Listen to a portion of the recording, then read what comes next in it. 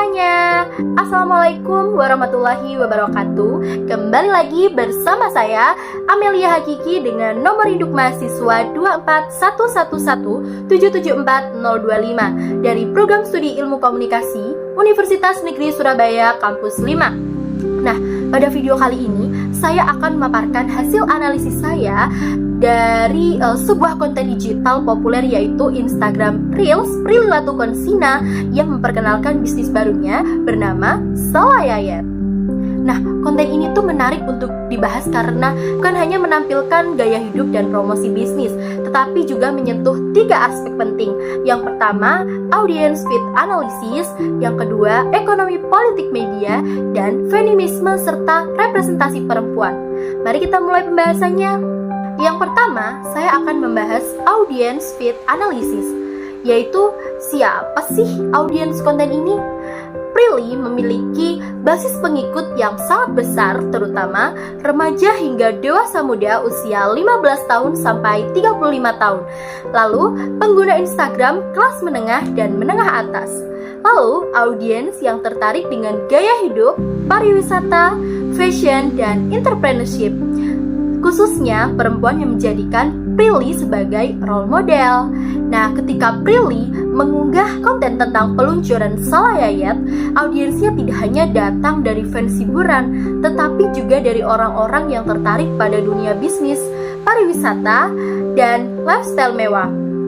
Lalu, mengapa algoritma Instagram mendorong konten ini? Yang pertama, Instagram memberikan prioritas pada Reels karena format ini memiliki retensi yang sangat tinggi. Lalu yang kedua, konten bertema luxury lifestyle sering mendapatkan engagement besar.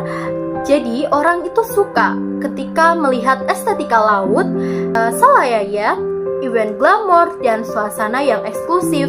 Lalu yang ketiga, Prilly adalah influencer besar. Setiap unggahannya langsung mendapatkan ribuan komentar dan ratusan like dalam hitungan beberapa jam saja. Selain itu, konten promosi usaha pribadi biasanya memiliki storytelling yang kuat.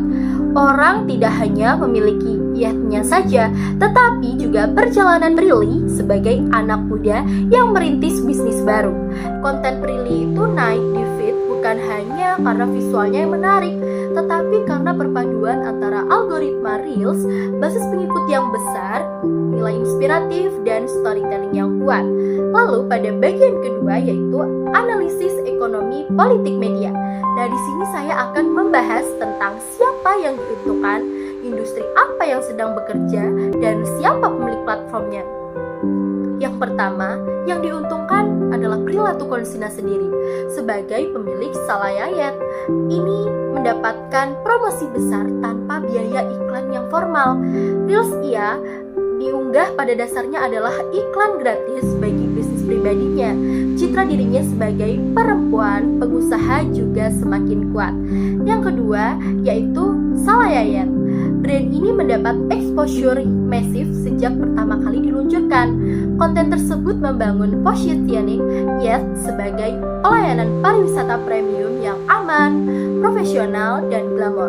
Lalu yang ketiga, industri pariwisata laut Indonesia.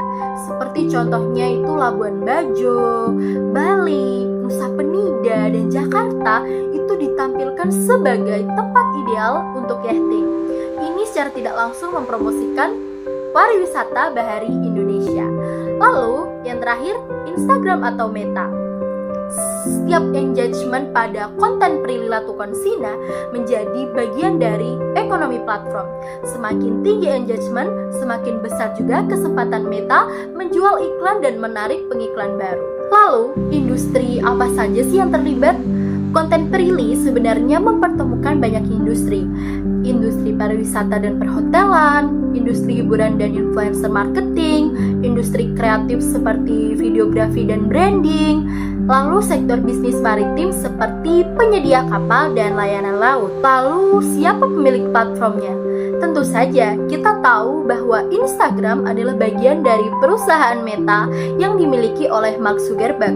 Artinya, setiap konten yang diunggah dan ditonton termasuk Reels Prilly sudah masuk dalam struktur ekonomi digital yang dikuasai oleh platform. Kemudian, bagian yang ketiga yaitu bagaimana representasi perempuan hadir dalam konten Salayayat. Pertama, Prilly merupakan perempuan berdaya yang tampil sebagai pemilik bisnis Salaya, pengambil keputusan utama, perempuan muda yang berani masuk ke industri maskulin seperti dunia maritim, lalu entrepreneur yang tidak hanya berkarir di dunia entertainment. Ini menunjukkan representasi perempuan modern, mandiri, profesional, dan visioner. Kedua, tidak adanya male chase. Jadi, konten ini tidak memfokuskan tubuh perempuan atau menampilkan perempuan sebagai objek visual. Sebaliknya, konten menampilkan kapal, tim kerja, lokasi laut, dan proses launching bisnis. Artinya, konten relatif aman dari unsur male chase. 3. Adanya nilai feminisme yang muncul. Feminisme liberal, yaitu perempuan memiliki kesempatan yang sama untuk menjadi pemimpin bisnis yang besar. Empowerment, yaitu narasi bahwa perempuan bisa mengejar mimpi sebesar apapun itu. Anti-stereotip, konten ini mematahkan narasi lama bahwa perempuan hanya cocok di entertainment. Sebagai penutup, konten Reels Prilly Latukonsina tentang peluncuran kapal Salayayat adalah contoh yang sangat menarik untuk dianalisis dalam konteks media digital. Konten ini menunjukkan bagaimana algoritma bekerja, siapa yang diuntungkan dalam ekonomi politik media, dan bagaimana representasi perempuan dapat dibangun secara positif tanpa adanya male chase.